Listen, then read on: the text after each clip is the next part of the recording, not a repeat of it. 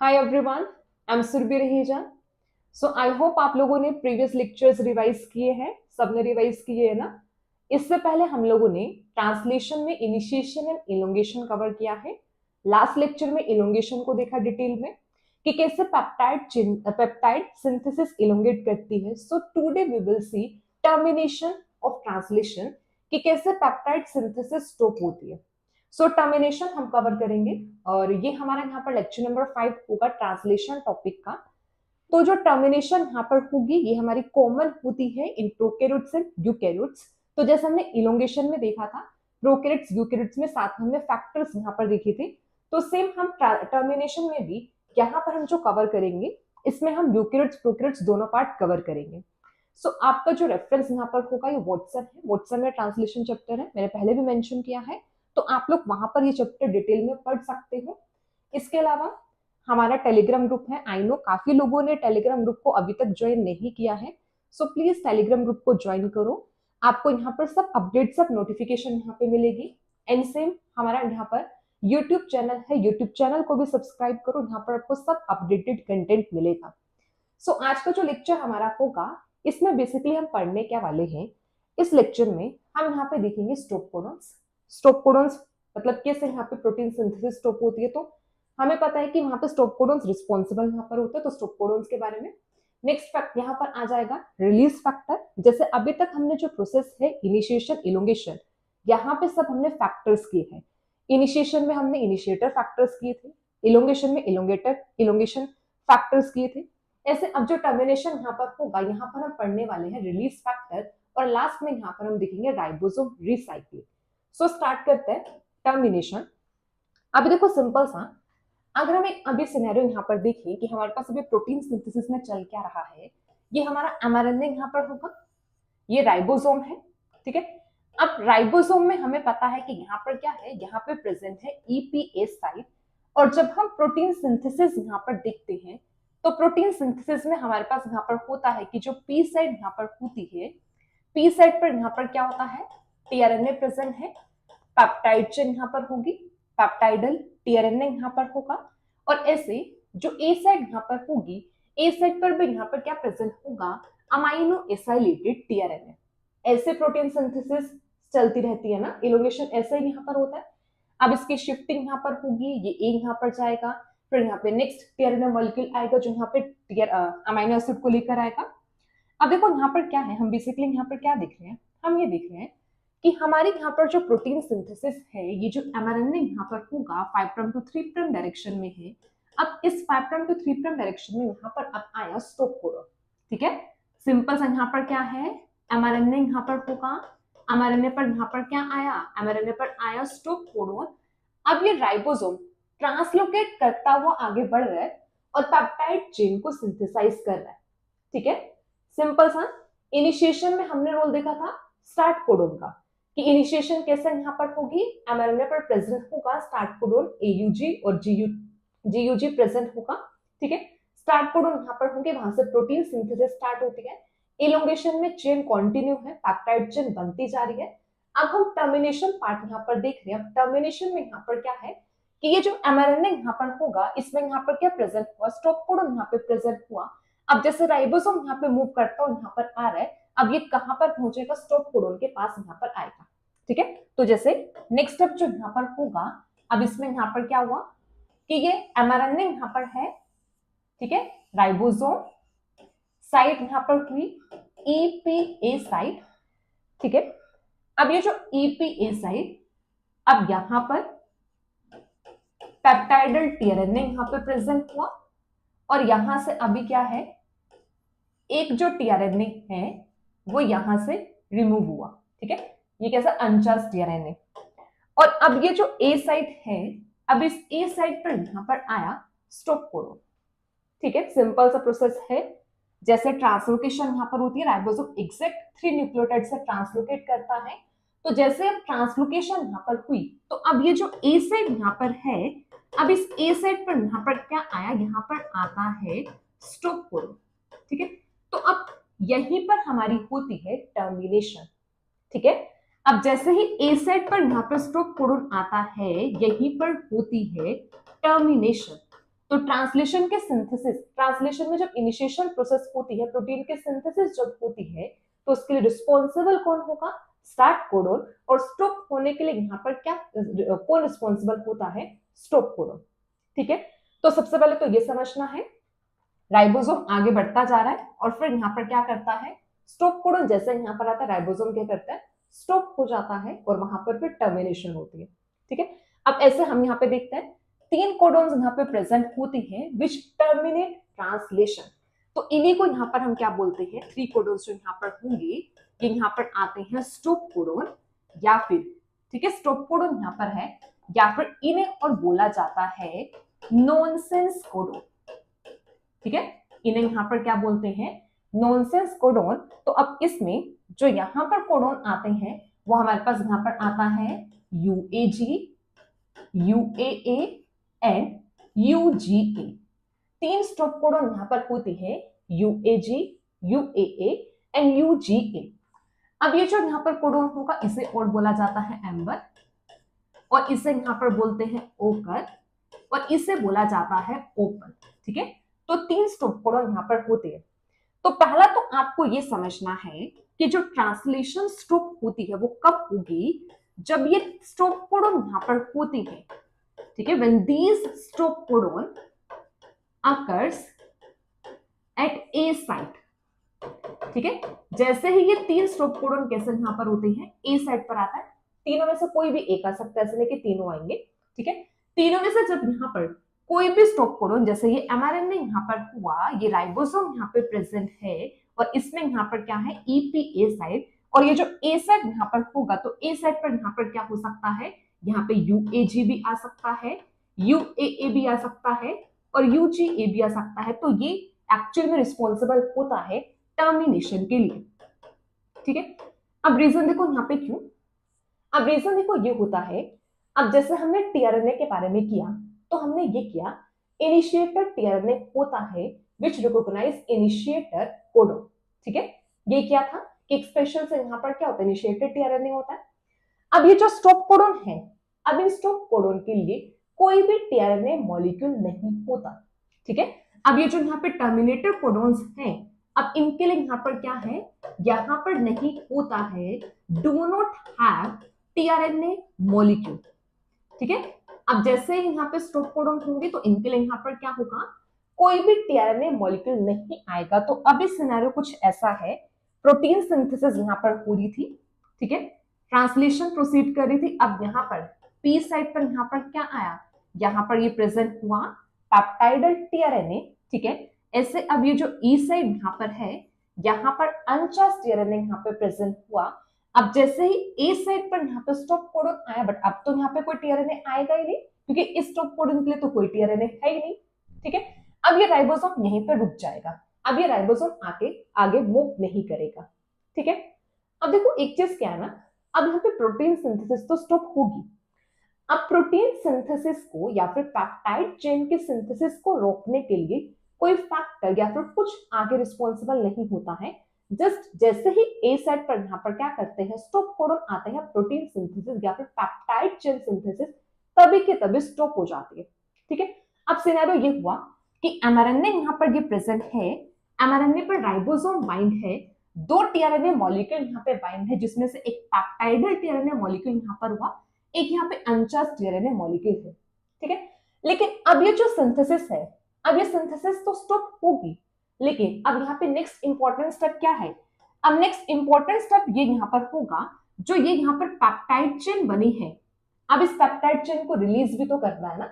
अब ऐसा तो है नहीं प्रोटीन सिंथेसिस स्टॉप होगी, अब ये पेप्टाइड चेन रिलीज होगी ना, तभी तो उसमें मॉडिफिकेशंस होंगी, पोस्ट ट्रांसलेशनल मॉडिफिकेशन, तभी तो ये प्रोटीन आगे चल के फंक्शनल हो पाएगा। ठीक है, अब इस चेन को यहां से क्या करना है? रिलीज करना है। ठीक है, इस चेन को यहां से रिलीज करना है प्लस में। अब यहाँ पर ये जो टीआरएनए प्रेजेंट है इनको भी तो यहाँ से रिमूव करना है ना, कि अब ऐसा तो हो नहीं सकता कि जो mRNA है, mRNA ऑक्यूपाइड रहे यहाँ पे राइबोसोम से, टीआरएनए भी यहाँ पे ऑलरेडी बाइंड स्टेट में रहे। जब एक बार ये सिंथेसिस स्टॉप होगी तो अब नेक्स्ट स्टेप यहाँ पर क्या होगा? डिसोसिएशन, कि अब ये जो कॉम्प्लेक्स यहाँ पे बना अब ये डिसोसिएट करे। तो अब यहाँ पे ये भी होना इंपॉर्टेंट है कि ये टीआरएनए यहाँ से रिमूव हो, प्लस में ये जो राइबोसोम यहाँ पे प्रेजेंट है एमआरएनए पर, ये भी क्या करे, यहाँ से सेपरेट आउट हो। ठीक है, तो बेसिकली जो टर्मिनेशन यहाँ पर होती है ट्रांसलेशन में, तो हम इसमें ऐसा नहीं पढ़ते हैं कि कैसे पेप्टाइड चेन की सिंथेसिस स्टॉप हो रही है।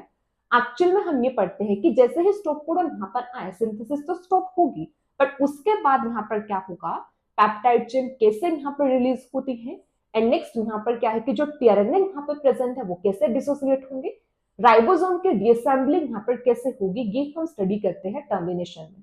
ठीक है, अब एक चीज देखो यहाँ पर, अब आपको क्या याद रखना है, देखो अब ये जो हम पूरा का पूरा इवेंट यहाँ पे डिसोसिएशन वाला देखेंगे ना, हम इसको 2 पार्ट्स में स्टडी करने वाले हैं। ठीक है, कैसे यहाँ पर होगा, ये जो डिसोसिएशन वाला पूरा पार्ट होगा, इसको हम 2 पार्ट में स्टडी करेंगे।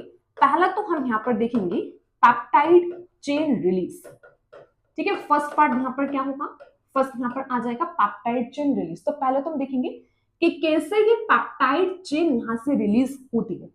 क्लियर, तो फर्स्ट पार्ट हमारा यहाँ पर क्या होगा कि ये जो पेप्टाइड चेन यहाँ पे प्रेजेंट है ये कैसे रिलीज होती है। अब जब ये पार्ट यहाँ पे कवर होगा, फिर हम अब सेकेंड पार्ट पे शिफ्ट करेंगे। जो सेकेंड पार्ट हमारा यहाँ पर क्या होगा, वो होगा डिसोसिएशन। ठीक है, सेकेंड पार्ट यहाँ पर क्या है, वो होगा डिसोसिएशन ऑफ कॉम्प्लेक्स। मींस अब हम जो नेक्स्ट पार्ट होगा, इस पार्ट में हम ये पढ़ने वाले हैं। ठीक है, नेक्स्ट पार्ट में हम ये पढ़ेंगे कि कैसे ये अनचार्ज टीआरएनए यहाँ से रिलीज होते हैं और जो राइबोसोम के जो यूनिट्स है वो कैसे डिसोसिएट करते हैं, कैसे सेपरेट होती है। क्लियर है ना सबको, कैसे हम करने वाले हैं। पहले हम यहाँ पर क्या देखेंगे, पेप्टाइड चेन कैसे यहाँ पर रिलीज होती है। क्लियर सबको। सेकेंड पार्ट हम ये देखेंगे कि कैसे ये कॉम्प्लेक्स डिसोसिएट करता है, डिसोसिएशन कैसे होगी, डिसोसिएशन में अनचार्ज टीआरएनए मॉलिक्यूल रिलीज होंगे और राइबोसोम डिसोसिएट करेगा। ठीक है, अब ये जो सेकेंड वाला पार्ट यहाँ पर होगा ना, इसी को हम राइबोसोम रिसाइक्लिंग भी बोलते हैं। ठीक है, क्या बोलते हैं इसको, हम यहाँ पर इसको बोलते हैं राइबोसोम रिसाइक्लिंग। तो हम 2 पार्ट पढ़ेंगे, one is peptide chain release and second is dissociation of complex. Means हम यहाँ पे पढ़ेंगे राइबोसोम रिसाइक्लिंग। ठीक है, so let's start with this peptide chain release. ये स्टार्ट करते हैं। अब इसमें देखना यहाँ पर आता क्या है, जो फर्स्ट पार्ट यहाँ पर होगा पेप्टाइड चेन रिलीज में। सो जो फर्स्ट पार्ट यहाँ पर आएगा वो होगा पेप्टाइड चेन रिलीज। ठीक है, पेप्टाइड चेन रिलीज, या फिर इसी को आप क्या बोल सकते हो, ये होगा यहाँ पर हाइड्रोलिसिस ऑफ पेप्टाइड चेन। ठीक है, ये यहाँ पर होगा hydrolysis of peptide chain from tRNA. TRNA से पेप्टाइड चेन को हाइड्रोलाइज करना, बेसिकली ये हो जाएगा पेप्टाइड चेन रिलीज। ठीक है, अब इसमें यहाँ पर जो रोल आता है, it is the role of release factor, as heading में भी मेंशन है। तो यहाँ पर हम क्या पढ़ते हैं, यहाँ पर हम पढ़ते हैं रिलीज फैक्टर्स। ठीक है, अब समझते हैं रिलीज फैक्टर्स को, होते क्या है, इनका फंक्शन क्या है, कैसे ये पेप्टाइड चेन को रिलीज करने में हेल्प करते हैं। ठीक है, अब पहले तो देखो, अब ये जो रिलीज फैक्टर होते हैं, फर्स्ट इनका फंक्शन यहाँ पे क्या है, इनका फंक्शन यहाँ पर होता है रिकॉग्नाइज स्टॉप कोडन। पहला तो इंपॉर्टेंट ये कि ये जो यहाँ पर रिलीज फैक्टर है, क्या इनका फंक्शन यहाँ पर होगा, स्टॉप कोडन को रिकॉग्नाइज करना। अब क्यों चाहिए स्टॉप कोडन को रिकॉग्नाइज क्यों करना है, क्योंकि सिंपल सा, अभी देखो लास्ट देखो हमने यहाँ पे पढ़ा, अब यहाँ पर क्या हुआ, ए साइड पर यहाँ पर आया स्टॉप कोडन। तो अब इस स्टॉप कोडन को रिकॉग्नाइज करने के लिए यहाँ पे कुछ फैक्टर चाहिए जो यहाँ पे आके बाइंड करेगा। ठीक है, क्या करते हैं, स्टॉप कोडन को रिकॉग्नाइज करते हैं। अब जैसे स्टॉप कोडन को रिकॉग्नाइज किया, तो दूसरा फंक्शन इनका यहाँ पर क्या होता है, ये एक्चुअल में रिस्पॉन्सिबल होते हैं in the hydrolysis of peptide chain. ठीक है, ये एक्चुअल में रिस्पॉन्सिबल होते हैं in the hydrolysis of peptide chain, और we can say in the release of peptide chain. ठीक है, पेप्टाइड चेन को रिलीज करने के लिए और हाइड्रोलिसिस के लिए यहां पर रिस्पॉन्सिबल होते हैं रिलीज फैक्टर। रिलेट करो इसको, कैसे रिलेट करेंगे, सिंपल सा देखो। अब देखो जैसे ये यहाँ पर क्या है, स्टॉप कोडन। ठीक है, अब जैसे मैं यहाँ पे मेंशन करती हूँ कि यहाँ पर एक ही स्टॉप कोडन यहाँ पे प्रेजेंट है, क्योंकि तीनों में से कोई भी यहाँ पर हो सकता है। अभी मैंने क्या बोला कि ये जो स्टॉप कोडन यहाँ पर होती है, इन्हें रिकॉग्नाइज करने के लिए यहाँ पर कौन आता है, यहाँ पर आता है रिलीज फैक्टर। लेट्स से यहाँ पर ये आया रिलीज फैक्टर, ठीक है, ये रिलीज फैक्टर यहाँ पर है, आरएफ से मैं मेंशन कर रही हूँ, ठीक है, रिलीज फैक्टर। अब ये रिलीज फैक्टर एक्चुअल में क्या करेगा, अब ये रिलीज फैक्टर करता है इस पेप्टाइड चेन की हाइड्रोलिसिस। अब जिससे ये पेप्टाइड चेन यहाँ से रिलीज होती है और क्या करते हैं, ये अलग से यहाँ पर रिलीज हो जाती है, ठीक है, सेपरेट आउट यहाँ पर हो जाएगी, ये पेप्टाइड चेन यहाँ से रिलीज हो जाएगी, ठीक है। सिंपल सा यहाँ पर क्या हुआ, तो फर्स्ट यहाँ पे क्या है, पेप्टाइड चेन रिलीज में किसका रोल यहाँ पर होगा, रिलीज फैक्टर। क्या करते क्या है, स्टॉप कोडन को रिकॉग्नाइज करने का काम करते हैं। रिकॉग्नाइज करने का काम करेंगे मतलब कहाँ पे बाइंड करेंगे, ए साइड पर बाइंड करेंगे, क्योंकि स्टॉप कोडन कहाँ पर है, ए साइड पर ही तो प्रेजेंट है ना, तो इनकी बाइंडिंग कहाँ पर होगी, ए साइड पर ये बाइंड करेंगे। एक साइड पर बाइंड करने के बाद जैसे ही बाइंड किए, इनका अब रोल यहाँ पर क्या होगा, पेप्टाइड चेन को यहाँ से रिलीज करना, पेप्टाइड चेन की हाइड्रोलिसिस करना, सो दैट चेन रिलीज हो जाए, फर्दर प्रोसेसिंग में जाए, ठीक है। अब देखो जब हम रिलीज फैक्टर्स की बात करते हैं, जैसे हम रिलीज फैक्टर यहाँ पे देखते हैं, तो यहाँ पर प्रेजेंट होते हैं two classes of release factor, ठीक है। क्या है यहाँ पे प्रेजेंट है two classes of release factor. अब टू क्लासेस यहाँ पे देखो कौन कौन से यहाँ पे प्रेजेंट है। जब हम रिलीज फैक्टर की क्लासेस की बात करते हैं तो टू क्लासेस यहाँ पर होगा, एक यहाँ पर आता है क्लास 1 रिलीज फैक्टर और एक यहाँ पर होता है क्लास 2 रिलीज फैक्टर। दो टाइप के रिलीज फैक्टर है, class 1 and class 2 release factor.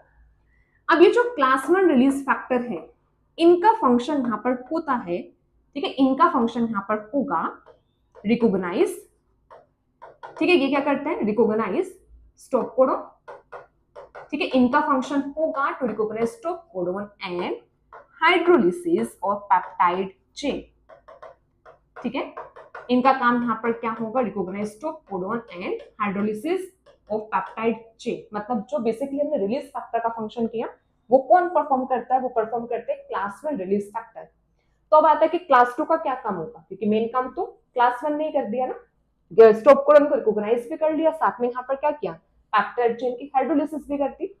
अब ये जो क्लास 2 रिलीज फैक्टर होते हैं, इनका फंक्शन होता है dissociation, dissociation of class 1 release factor, ठीक है। इनका फंक्शन क्या होगा, इनका फंक्शन होगा dissociation of class 1 release factor, क्योंकि जब क्लास 1 यहाँ पर आके बाइंड कर गए तो क्लास 1 को भी तो यहाँ से रिमूव करने के लिए कुछ चाहिए ना, तो क्लास 1 को रिमूव करने के लिए कौन आता है, क्लास 2 रिलीज फैक्टर, ठीक है। अब क्या याद रखना है, आपको याद रखना है क्लास 2 रिलीज फैक्टर का पेप्टाइड चेन हाइड्रोलिसिस में कोई रोल नहीं होता है। ये कौन करता है, ये परफॉर्म करता है क्लास 1। क्लास 2 का जस्ट इतना सा रोल है कि आएंगे, क्लास 1 को क्या करते हैं, वहां से रिमूव करते हैं, वहां से रिलीज करते हैं, खुद भी साथ में रिलीज हो जाते हैं। ये सिर्फ यहाँ पे क्लास 1 को रिलीज करने के लिए यहाँ पर आते हैं, उन्हें रिमूव करने के लिए आते हैं, ठीक है। अब देखो जैसे इन्हीं को थोड़ा यहाँ पर देखते, जैसे अब हमारे पास यहाँ पर क्या है, class 1 release factor, RFS release factor, और यहाँ पर ये होगा क्लास 2 रिलीज फैक्टर, ठीक है। अब जब हम इन्हें देखते हैं, class 1 release factor in prokaryotes, ठीक है, प्रोकैरियोट्स में देखते हैं तो यहाँ पे प्रेजेंट होते हैं two type of class 1 release factor, one is RF1 and second is RF2। Prokaryotes में RF1 एंड RF2 तो यहाँ पे प्रेजेंट होते हैं क्लास 1 रिलीज फैक्टर। अब ये जो RF1 है, इसका तो फंक्शन यहाँ पर क्या होता है, ये रिकॉग्नाइज करता है UAG and UAA stop codon, ठीक है। इसका फंक्शन क्या होगा, इसका फंक्शन है to recognise UAG and UAA stop codon.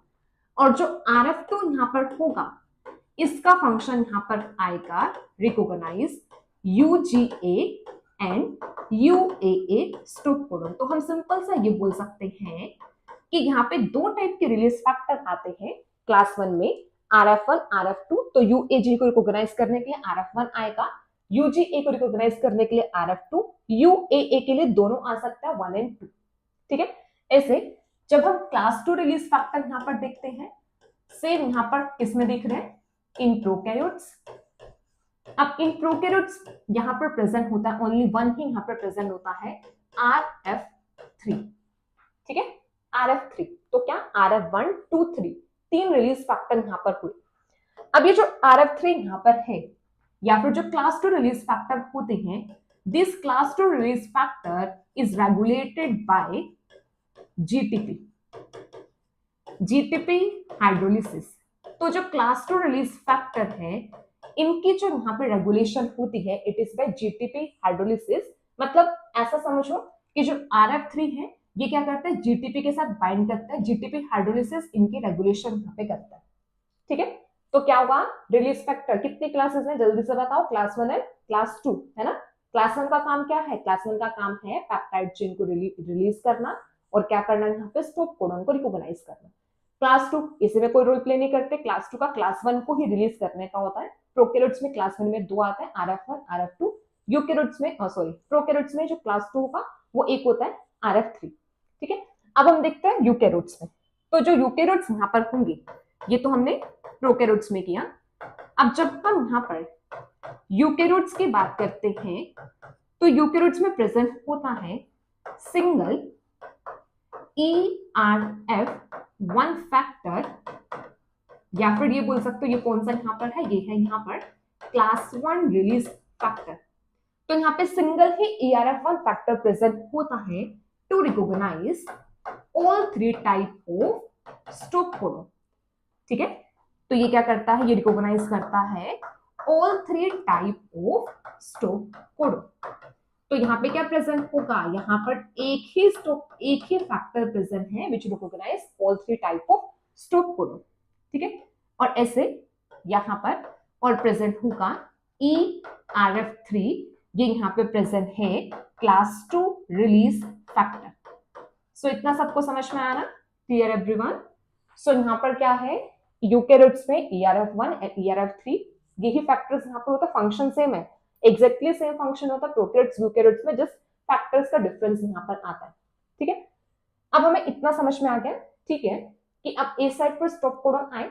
ठीक है, स्टॉप कोडॉन आ गया, रिलीज फैक्टर भी आ गया, रिलीज फैक्टर आके बाइंड भी किया, बाइंड करने के बाद उसने पेप्टाइड चेन को रिलीज भी करवा दिया। ठीक है, अब क्वेश्चन ये आता है कि जो यहाँ पर रिलीज फैक्टर है, बेसिकली जो क्लास 1 रिलीज फैक्टर है, ये कैसे रिकॉग्नाइज करता है स्टॉप कोडॉन को, कैसे आगे इसकी बाइंडिंग होती है। ठीक है, तो अब हम देखेंगे डिटेल में कि जो क्लास 1 रिलीज फैक्टर है ये कैसे आके बाइंड करता है, क्या स्पेशल फीचर इसके पास है जिससे ये आके बाइंड करता है, पेप्टाइड चेन की हाइड्रोलिसिस करवाता है। ठीक है, तो अब हम यहाँ पे देख रहे हैं कि जो क्लास 1 रिलीज फैक्टर यहाँ पर होंगे इनका डिटेल स्ट्रक्चर। ठीक है, तो अब यहाँ पर आ जाएगा क्लास 1 रिलीज फैक्टर। अब जो क्लास 1 रिलीज फैक्टर है, एज पर द फाइंडिंग्स ये पता लगा कि जो क्लास 1 रिलीज फैक्टर होते हैं दे मिमिक्स tRNA। ठीक है, ये क्या करते हैं, tRNA को मिमिक करते हैं। अब कैसे tRNA को मिमिक करते हैं, let's suppose this is class 1 release factor. अब ये जो क्लास 1 रिलीज फैक्टर होते हैं इनके पास एक तो यहाँ पे प्रेजेंट होते हैं पेप्टाइड एंटीकोडोन। ठीक है, एक तो इनके पास यहाँ पे क्या प्रेजेंट है, पेप्टाइड एंटीकोडोन। इनका मेन फंक्शन यहाँ पर क्या होता है, टू रिकॉग्नाइज स्टॉप कोडॉन। ठीक है, इनका फंक्शन यहाँ पर क्या होगा, टू रिकॉग्नाइज स्टॉप कोडॉन। तो ये यहाँ पर है क्लास 1 रिलीज फैक्टर। तो जैसे tRNA का स्ट्रक्चर हम क्या करते हैं, tRNA के स्ट्रक्चर में भी तो हम कुछ ऐसा स्ट्रक्चर बनाते हैं ना कि इसमें यहाँ पर क्या होगा, यहाँ पे प्रेजेंट होता है एक एंड पर एंटीकोडोन। ठीक है, और दूसरे एंड पर हम क्या करते हैं, यहाँ पे CCA, ये tRNA का स्ट्रक्चर होता है ना। तो अगर हम tRNA का स्ट्रक्चर देखें तो एक एंड पर क्या प्रेजेंट हुआ, एंटीकोडोन, और दूसरे एंड पर क्या है, CCA सीक्वेंस। सेम ऐसा ही रिलीज फैक्टर में होता है, एक एक्सट्रीम एंड पर प्रेजेंट है पेप्टाइड एंटीकोडोन और जो दूसरा एक्सट्रीम एंड होता है वहां पे प्रेजेंट है GGQ अमीनो एसिड सीक्वेंस। ठीक है, ये क्या है, यहाँ पे specific GGQ amino acid sequence है, GGQ। ठीक है, ये अमीनो एसिड सीक्वेंस यहाँ पे प्रेजेंट होता है। G यहाँ पर होगा ग्लाइसिन, फिर यहाँ पर क्या है, ग्लाइसिन, और जो Q यहाँ पर होगा ये यहाँ पर आता है ग्लूटामेट। ठीक है, तो ये सीक्वेंस यहाँ पे बनता है ग्लाइसिन ग्लाइसिन ग्लूटामेट सीक्वेंस यहाँ पर होगा जो ये प्रेजेंट होता है। ठीक है, अब देखो, अब जैसे ये सीक्वेंस यहां पर आया, ठीक है, यहां पर देखो क्या प्रेजेंट है, यहां पर प्रेजेंट हुआ कि जो इसका टर्मिनल यहां पर होगा, टर्मिनल में यहाँ पे जो सीक्वेंस प्रेजेंट है वो यहाँ पर क्या है, GGQ सीक्वेंस, जो ये इसके एक एक्सट्रीम एंड पर ये प्रेजेंट होगा, ठीक है। अब देखो एक चीज यहाँ पर क्या है ना, कि एक तो यहाँ पे पेप्टाइड एंटीकोडोन और दूसरा यहाँ पे सीक्वेंस। अच्छा एक चीज यहाँ पे करना, ये जो यहाँ पे क्यों होता है, ये ग्लूटामेट नहीं है, यहाँ पर होता है ग्लूटामीन, ठीक है, इस चीज को करेक्ट करना। ये यहाँ पर है ग्लाइसिन ग्लाइसिन ग्लूटामीन, ठीक है, क्यू सिंबल यहाँ पर होता है ग्लूटामीन का होता है, तो ग्लाइसिन ग्लाइसिन ग्लूटामीन यहाँ पर ये प्रेजेंट हुआ, ठीक है। अब देखो, अब कैसे, ये कैसा सिमिलर है, ये सिमिलर टू यहाँ पर क्या हुआ, CCA।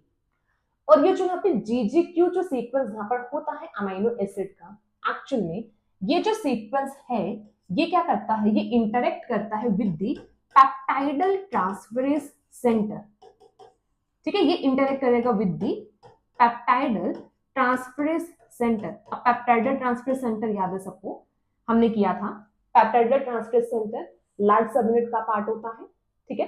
अब ये GGQ क्या करेगा, वहां पे बाइंड करेगा, रीजन क्या है, क्योंकि जो पी साइड पर जो यहाँ पे पेप्टाइडल टीआरएनए है, जो पेप्टाइड चेन है वो कहाँ पे प्रेजेंट है, पेप्टाइडल ट्रांसफरेज सेंटर में ही प्रेजेंट है। तो अब ये जो GGQ सीक्वेंस है ये क्या करता है, जो यहाँ पे टीआरएनए प्रेजेंट है, लेट्स सपोज ये यहाँ पर क्या है, ये पेप्टाइडल टीआरएनए है, ठीक है, ये यहाँ पर क्या है, this is the peptidyl tRNA. अब इस पेप्टाइडल टीआरएनए में यहाँ पर ऐसे प्रेजेंट है पेप्टाइड चेन, और ये यहाँ पर ये क्या करेगा, क्लोज कॉन्टेक्ट में यहाँ पर जाएगा, किसमें, ये सेंटर में यहाँ पर होगा पेप्टाइडल ट्रांसफरेज सेंटर, और पेप्टाइडल ट्रांसफरेज सेंटर में जाके ये क्या करेगा, यहाँ पर इसको यहाँ से क्लीव कर देगा, ठीक है। अब जैसे यहाँ पे क्लीवेज हुई, क्लीवेज के बाद यहाँ पर क्या है कि पेप्टाइड चेन यहाँ से क्या करती है, रिलीज हो जाती है, ठीक है। क्लियर है सबको कि यहाँ पे सिंपल सा हुआ क्या है, जो यहाँ पर क्लास 1 रिलीज फैक्टर है ए साइड पर आके बाइंड करता है, बाइंड करने के बाद क्या करता है, वहां पे GGQ पेप्टाइडल ट्रांसफरेज सेंटर में जाता है, और फिर वहां पे क्या करता है, पेप्टाइड चेन की हाइड्रोलिसिस करता है, जिससे वहां पे पेप्टाइड चेन क्या करते हैं, रिलीज हो जाती है, ठीक है। तो अगर हम इसको फिगर से यहाँ पे समझे तो देखो हमारे पास यहाँ पर क्या हुआ, ये यहाँ पर क्या है, mRNA यहाँ पे प्रेजेंट है, ठीक है, mRNA यहाँ पर ये प्रेजेंट है E, P और A साइड। अब देखो इस A साइड पर ये यहाँ पर आया RF1, ठीक है, RF1 का देखो सीक्वेंस प्रेजेंट है GGQ सीक्वेंस, और यहाँ पर ये पेप्टाइडल टीआरएनए है, जिसके साथ यहाँ पे क्या प्रेजेंट है, ये प्रेजेंट है लॉन्ग अमीनो एसिड चेन, ठीक है।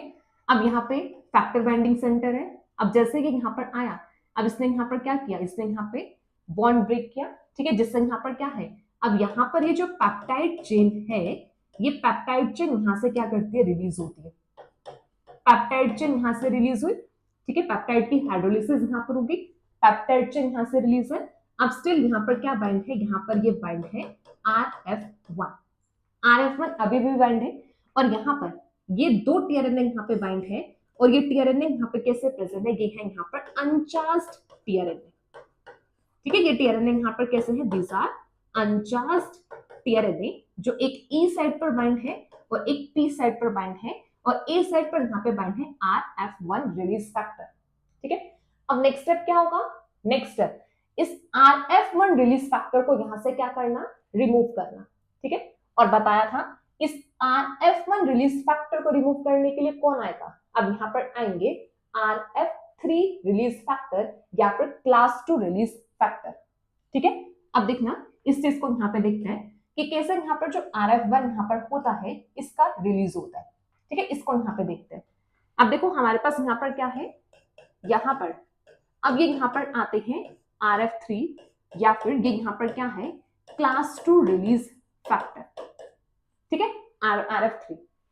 अब ये जो RF3 यहाँ पर होती है, इनकी हाई एफिनिटी होती है, RF3 इनके यहाँ पर होती है हाई एफिनिटी फॉर GDP। क्या है, सिंपल सा, RF3 की हाई एफिनिटी होती है फॉर GDP। तो नॉर्मली जो यहाँ पर RF3 प्रेजेंट है ये किस में, GDP बाउंड स्टेट में होते हैं, ठीक है। अब जैसे यहाँ पर क्या होता है, पेप्टाइड रिलीज होता है, तो यहाँ पर क्या है, आफ्टर पेप्टाइड रिलीज, ठीक है, जैसे यहाँ पर क्या करती है, पेप्टाइड चेन रिलीज करती है।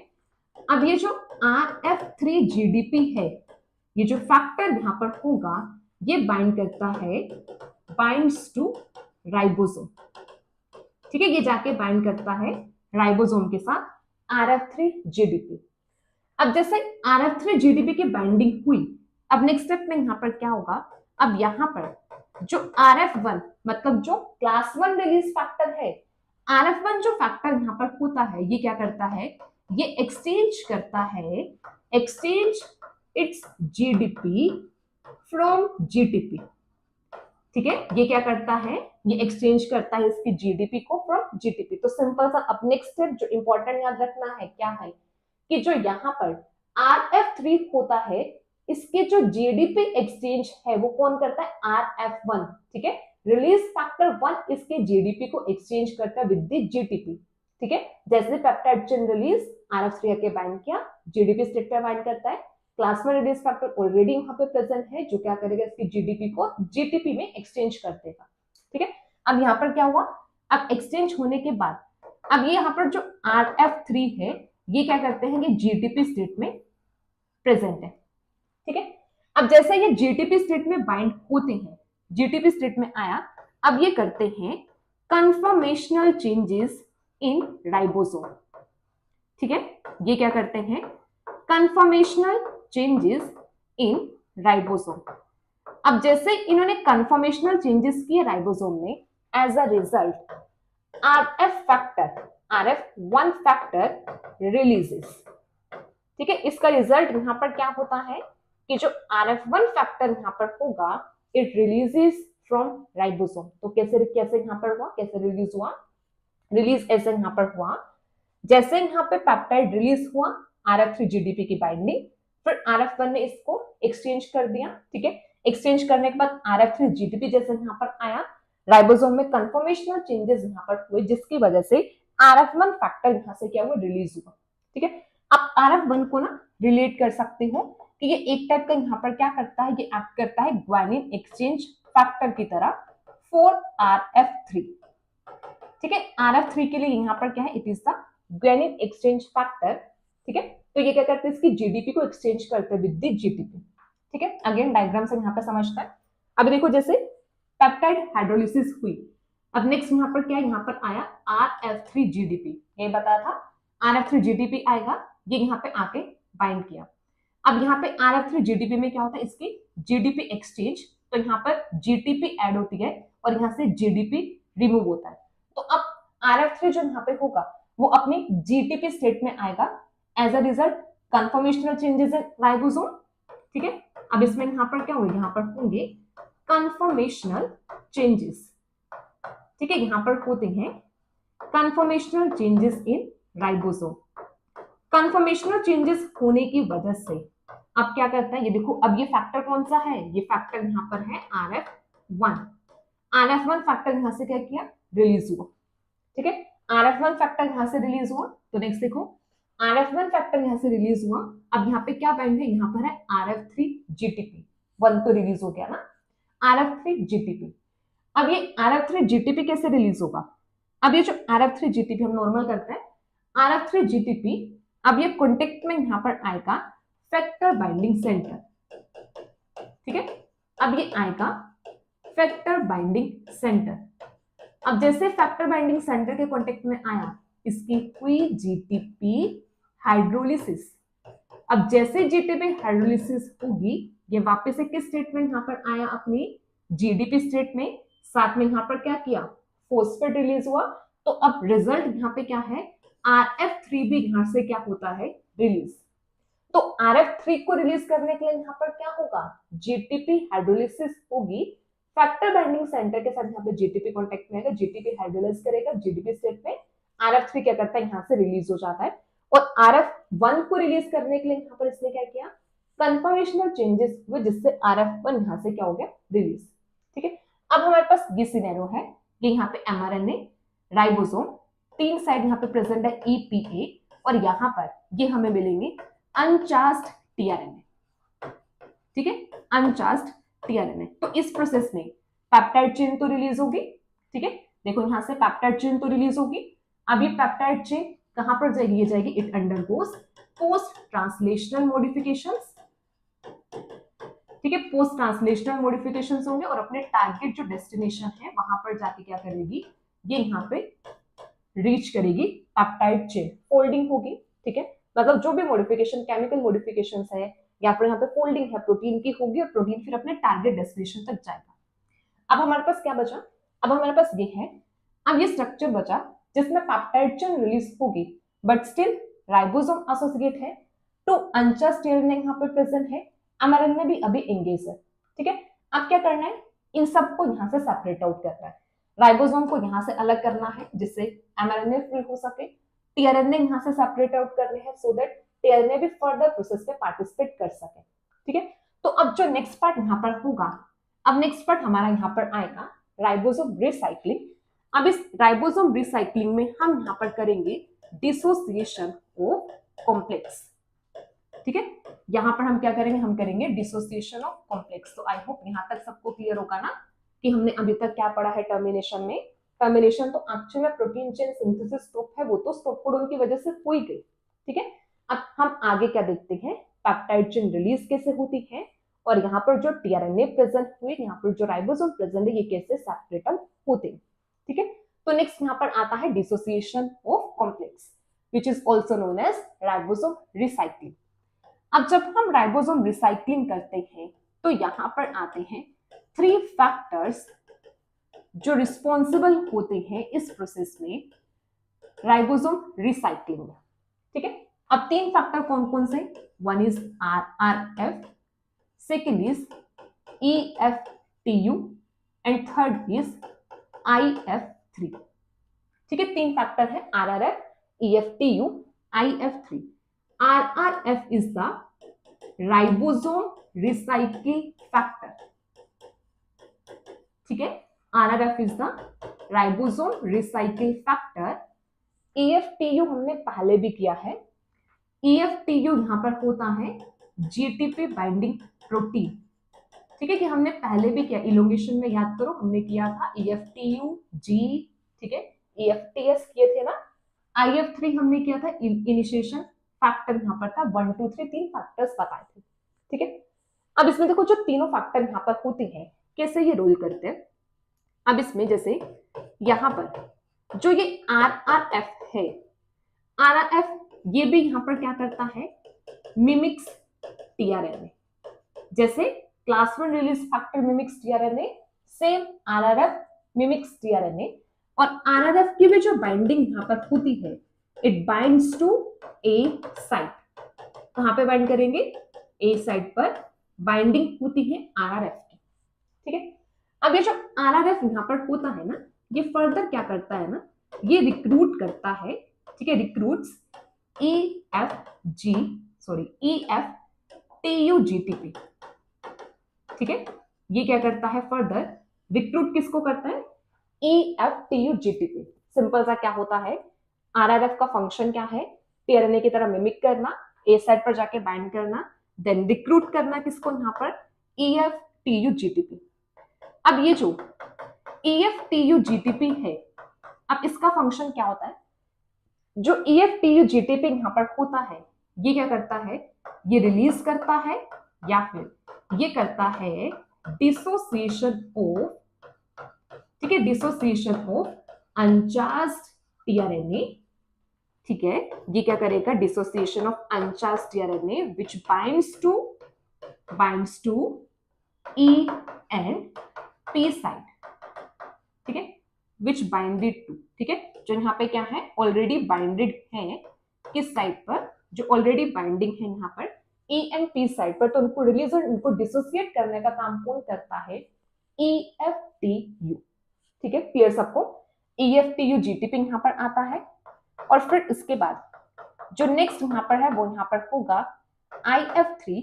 इसका फंक्शन यहाँ पर क्या है, ये बाइंड करता है टू दी, पहले भी किया हमने, E साइड पर बाइंड करेगा और ये क्या करता है, डिसोसिएशन ऑफ राइबोसोम की डिसोसिएशन कैसे, क्योंकि ये क्या करता है, प्रिवेंट बाइंडिंग ऑफ लार्ज सब यूनिट। ठीक है, इसका फंक्शन यहाँ पर क्या होगा, it prevent binding of large सब यूनिट। ठीक है, लार्ज सब यूनिट की बाइंडिंग को क्या करेगा, ये प्रिवेंट करता है, जिससे यहाँ पर क्या करेगी, यहाँ पर जो सब यूनिट्स है राइबोसोम की वो क्या करती है, सेपरेट आउट हो जाती है और एमआरएनए भी यहाँ से क्या करते हैं, रिलीज हो जाता है। सिंपल सा है। राइबोसोम रिसाइक्लिंग में क्या होगा, यहाँ पर आता है आरआरएफ, ईएफटीयू, आईएफ3। आरआरएफ का फंक्शन मिमिक करता है टीआरएनए की, रिक्रूटमेंट करता है ईएफटीयू जीटीपी की, और ये क्या करता है, ए साइड पर जाके बाइंड करता है। ठीक है, मतलब ये भी बोल सकते हो स्टॉप कोडन को रिकॉग्नाइज करता है, ए साइड पर बाइंडिंग है ना, तो ये भी बोल सकते हो कि रिकॉग्नाइज करता है, रिकॉग्नाइज स्टॉप कोडन। अब जैसे यहाँ पर क्या करता है, ईएफजी आता है, इसका काम होता है अनचार्ज्ड टीआरएनए को दोनों साइड से रिलीज करना। आईएफ3 का काम यहाँ पर होता है ई साइड पर बाइंड करना और यहाँ पे राइबोसोम की डिसोसिएशन करना, लार्ज सब यूनिट को यहाँ से रिमूव करना। ठीक है, अब दिखता है ये प्रोसेस कैसे यहाँ पे चलती है। सिंपल सा देखो, ये हमारे पास यहाँ पे एमआरएनए यहाँ पर EPA side to uncharged tRNA bind है। ठीक है, तो सबसे पहले आरआरएफ यहाँ पर आया, आरआरएफ यहाँ पर क्या है, it is ribosome recycle factor. ठीक है, ये क्या होगा, राइबोसोम रिसाइकिल फैक्टर आके बाइंड करता है, कहां पर, binds to A side, A side पर आके बाइंड किया। फिर अब यहाँ पे फैक्टर आता है ईएफजी जीटीपी। ओके, एक चीज और करेक्ट करना, मैंने यहाँ पे बाय मिस्टेक ईएफटीयू यहाँ पे बोल दिया। ठीक है, बट ईएफटीयू फैक्टर यहाँ पर नहीं आता, ईएफजी होगा। ठीक है, इसे करेक्ट करना सब लोग। ठीक है, आई एम सो सॉरी, ये मैंने यहाँ पर बाय मिस्टेक यहाँ पर बोल दे ईएफटीयू, बट यहाँ पर जो फैक्टर आएगा इट इज ईएफजी।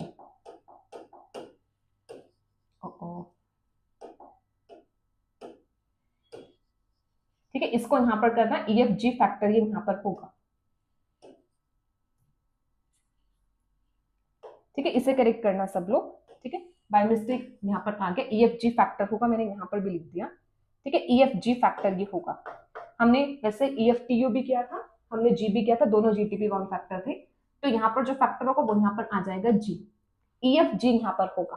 ठीक है, तो जो फंक्शन वही है। ठीक है, बाय मिस्टेक मैंने टीयू बोल दिया, बट जी यहाँ पर होता है, फंक्शन वही है, इसका काम यहाँ पर क्या करना, अनचार्ज्ड टीआरएनए को यहाँ से रिमूव करना। ठीक है, तो देखो जैसे अब यहाँ पर आके कौन बाइंड करता है, ईएफजी जीटीपी आके बाइंड करता है। ठीक है, अब जैसे ईएफजी जीटीपी आके बाइंड किया, देखो यहाँ पर क्या है, यहाँ पर अब ये फैक्टर यहाँ पे बाइंड है ईएफजी जीटीपी। ठीक है, और इसके साथ यहाँ पे ये क्या है, आरआरएफ, दोनों यहाँ पे बाइंड है, क्योंकि यहाँ पर जो ईएफजी जीटीपी जो है इसके रिक्रूटमेंट यहाँ पे किसने किया, ये आरआरएफ यहाँ पे रिक्रूट करता है। तो आरआरएफ यहाँ पर क्या करता है, ये करेगा रिक्रूटमेंट ऑफ ईएफजी जीटीपी। ठीक है, ईएफजी जीटीपी की रिक्रूटमेंट करता है। अब जैसे यहाँ पर रिक्रूटमेंट हुई, अब यहाँ पर क्या किया, ये बाइंड किया, अब इसने यहाँ से क्या किया, यहाँ से रिलीज कर दिया अनचार्ज्ड टीआरएनए। ठीक है, ये यहाँ से अनचार्ज्ड टीआरएनए यहाँ से क्या करते हैं, रिलीज यहाँ पर होते हैं, और सेम टाइम पर यहाँ पर क्या देखो, जो यहाँ पे ईएफ, यहाँ पर देखो क्या हुआ, ईएफजी जो जीडीपी था, अब ये यहाँ पे इसकी जीटीपी हाइड्रोलाइज होगी और ये किसमें, जीडीपी स्टेट में यहाँ पर आया। ठीक है, ये यहाँ पर क्या है, आरआरएफ। तो सिंपल देखो क्या हुआ, जैसे अनचार्ज्ड टीआरएनए यहाँ से रिलीज होते हैं, आरआरएफ यहाँ पे ट्रांसफर करता है पी साइड पर, और ए साइड पर यहाँ पे बाइंडिंग होती है ईएफजी जीटीपी की, जिसके फर्दर जीटीपी हाइड्रोलाइज हो जाती है, क्योंकि यहाँ पर ये कॉन्टेक्ट में किसके यहाँ पर आएगा, ये आता है फैक्टर बाइंडिंग सेंटर। ठीक है, ये कॉन्टेक्ट में यहाँ पर आता है फैक्टर बाइंडिंग सेंटर के, जिससे यहाँ पर क्या होता है, इसकी जीटीपी हाइड्रोलाइज करती है। अब जैसे कि जीटीपी हाइड्रोलाइज की, अब यहाँ से क्या करता है, अब ये फैक्टर यहाँ से क्या करता है, रिलीज। तो अब ईएफजी जीटीपी यहाँ से रिलीज हुआ, अब फिर यहाँ पर क्या होता है, आईएफ3 की बाइंडिंग, आईएफ3 आके बाइंड करता है स्मॉल सब यूनिट के साथ, लार्ज एंड स्मॉल सब यूनिट सेपरेट, एमआरएनए यहाँ से अलग हुआ, और इसी के साथ यहाँ पर क्या करता है, आरआरएफ यहाँ से रिलीज हो जाता है। ठीक है, तो सिंपल सा क्या हुआ है, अगर हम इसको यहाँ पे समझे, तो पहले यहाँ पर किसकी बाइंडिंग हुई, आरआरएफ की, कहां पर आके बाइंड करता है, ए साइड पर। ठीक है, बाइंडिंग होने के बाद ये फर्दर रिक्रूट किसको करता है, ठीक है, रिक्रूटमेंट यहाँ पर होती है, रिक्रूटमेंट ऑफ ईएफजी। ठीक है, जी है यहाँ पर, मैंने बाय मिस्टेक टीयू बोल दिया था, बट यहाँ पर ईएफजी जीटीपी आता है। अब जैसे रिक्रूटमेंट यहाँ पर होते है ईएफजी जीटीपी की, इसका फंक्शन यहाँ पर क्या होता है, रिलीज ऑफ अनचार्ज्ड टीआरएनए। ठीक है, इसने क्या किया, अनचेस्ट टीआरएनए को रिलीज किया। जैसे अनचेस्ट टीआरएनए यहाँ से रिलीज होते हैं, अब ये जो आरआरएफ है ये तो कहाँ पे जाता है, पी साइड पर, ठीक है। और यहाँ पर जो ये ईएफजी होगा, जो जीटीपी स्टेट में था, ये कन्वर्ट हो जाता है ईएफजी जीडीपी में, इसकी होती है हाइड्रोलिसिस, ठीक है।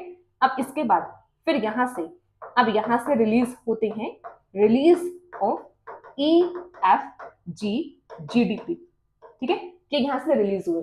एट द सेम टाइम यहाँ पर कौन आता है, IF3। अब जैसे IF3 यहाँ पर होगा, अब यहाँ पे सेपरेशन होती है लार्ज एंड स्मॉल सब यूनिट की, ठीक है। यहाँ पर होगा separation of large and small सब यूनिट, ठीक है, ये आ जाएगा लार्ज एंड स्मॉल सब यूनिट, ठीक है। अब जैसे यहाँ पे सेपरेशन है, mRNA अलग रिलीज यहाँ पर हुआ, RRF अलग, तो अब सेपरेशन यहाँ पर होगी, तो इसे प्रोसेस को बोला जाता है राइबोसोम रिसाइक्लिंग। क्लियर सबको, राइबोसोम रिसाइक्लिंग क्लियर है? तो यहाँ तक सबको क्लियर है।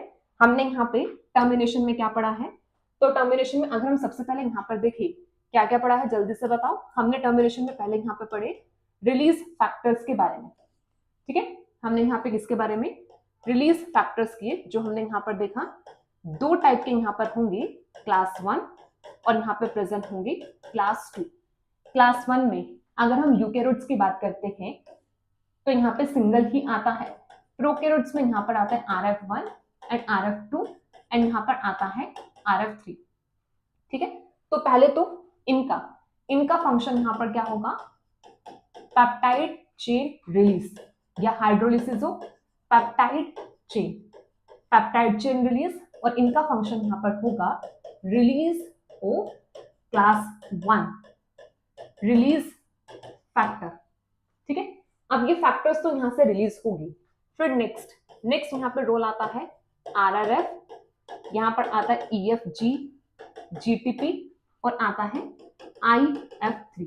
इनका फंक्शन तीनों का किसमें यहाँ पर होता है, राइबोसोम रिसाइकिल, ठीक है, राइबोसोम रिसाइकिल का। अब यहाँ से क्वेश्चन ये बन सकता है कि जो अनचास्ट टीआरएनए है इनकी हाइड्रोलिसिस कौन सा फैक्टर करता है, ठीक है। तो इसे में यहाँ पर आ जाएगा कि यहाँ पर जो EFG GTP होगा, इसका फंक्शन यहाँ पर क्या होता है, रिलीज ऑफ अनचास्ट टीआरएनए, ठीक है। रिलीज ऑफ अनचास्ट टीआरएनए फ्रॉम कहां से रिलीज करता है, from E side and P side. यहां से अनचास्ट टीआरएनए को क्या करता है, रिलीज, ठीक है। RRF की बाइंडिंग कहां पर होती है, RRF बाइंड करता है टू द ए साइड, ठीक है, ये बाइंड करता है, बाइंड्स इन ए साइड। और जो IF3 है, IF3 बाइंड करता है, binds in E side of small सब यूनिट, स्मॉल सब यूनिट के साथ बाइंड करता है। अब जिससे यहाँ पर क्या है, सेपरेशन यहाँ पर हो जाती है। तो ये हमने टर्मिनेशन में यहाँ पर पढ़ा है, ठीक है। क्लियर सबको, यहाँ तक सबको क्लियर है ना? तो यहाँ तक हमारा जो ट्रांसलेशन वाला पार्ट है वो कंप्लीट होता है। तो ट्रांसलेशन प्रोकैरियोट्स में कंप्लीट है, जिसमें हमने इनिशिएशन, इलोंगेशन एंड टर्मिनेशन किया। यूकैरियोट्स में इलोंगेशन टर्मिनेशन सेम होता है। हम यूकैरियोट्स में अब इनिशिएशन वाला पार्ट करेंगे, इनिशिएशन डिफरेंट होता है। तो अभी ट्रांसलेशन में जो आपका रिमेनिंग पार्ट है, it is initiation in eukaryotes. तो नेक्स्ट लेक्चर में हम लोग इनिशिएशन इन यूकैरियोट्स पढ़ेंगे, ठीक है।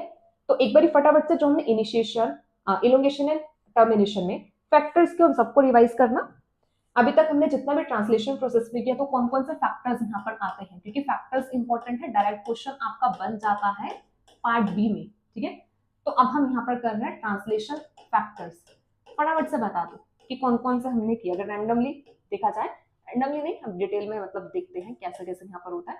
तो हमने यहाँ पे पहले इनिशिएशन की थी, राइट। इनिशिएशन में किए थे IF1, IF2, IF3, जिसपे यहाँ पर बताया था बाइंडिंग यहाँ पे कैसे है, ए साइड, ठीक है, पी साइड पर, और बाइंडिंग यहाँ पर होगी ई साइड, ठीक है। हमने डिटेल में इन फैक्टर्स के बारे में किया। फिर हमने इलोंगेशन में EFTU, ठीक है, EFTS, और हमने किया EFG, ठीक है। EFTU, EFTS और EFG, ये हमने प्रोकैरियोट्स में किए थे। अगर यही यूकैरियोट्स में देखना हो तो ये होगा EF1 अल्फा, और ये यहाँ पर होगा EF1 बीटा गामा, और ये होगा EF2 ई होगा, ठीक है, यूकैरियोट्स में। ठीक है, ये तीनों यहाँ पर हमारे इलोंगेशन में यहाँ पर आते हैं, तीनों हमने किए, जिसमें यहाँ पे G और T, GT पे बाइंड है, TS का फंक्शन रीजनेशन का यहाँ पर होता है, रीजनेशन ऑफ GTP। फिर थर्ड हमने टर्मिनेशन में यहाँ पर रिलीज फैक्टर यहाँ पर RF1, ठीक है, RF2 एंड RF3। यूकैरियोट्स में अगर हम बात करें तो ERF1, और ये यहाँ पर होगा ERF3, ठीक है। इसके अलावा और RRF, EFG और यहाँ पर किया IF3। तो ये सब फैक्टर्स हैं जो हमने ट्रांसलेशन में किए हैं, ठीक है। इन सबका फंक्शन क्लियर हो, क्योंकि डायरेक्ट क्वेश्चन आपका बन सकता है पार्ट बी में ही कि जो फैक्टर यहाँ पर होगा इसका क्या रोल यहाँ पर होता है, ठीक है। तो आई होप सबको ट्रांसलेशन क्लियर होगा। So thank you so much everyone. तो अच्छे से रिवाइज करना ट्रांसलेशन प्रोसेस को, क्वेश्चंस जनरली इसके फैक्टर से ही बनते हैं। तो नेक्स्ट लेक्चर में अब हम स्टडी करेंगे इनिशिएशन इन यूकैरियोट्स। अब देखेंगे कि ट्रांसलेशन की प्रोसेस यूकैरियोट्स में कैसे होती है, क्योंकि यूकैरियोट्स में टोटली डिफरेंट होता है। यूकैरियोट्स में अब हम यहाँ पे फैक्टर्स करेंगे, ठीक है। चलिए, so okay, thank you so much everyone for watching this lecture. So all the best, अपनी प्रिपरेशन सही से करते रहो, अच्छे से पढ़ते रहो। सो बाय बाय एवरीवन।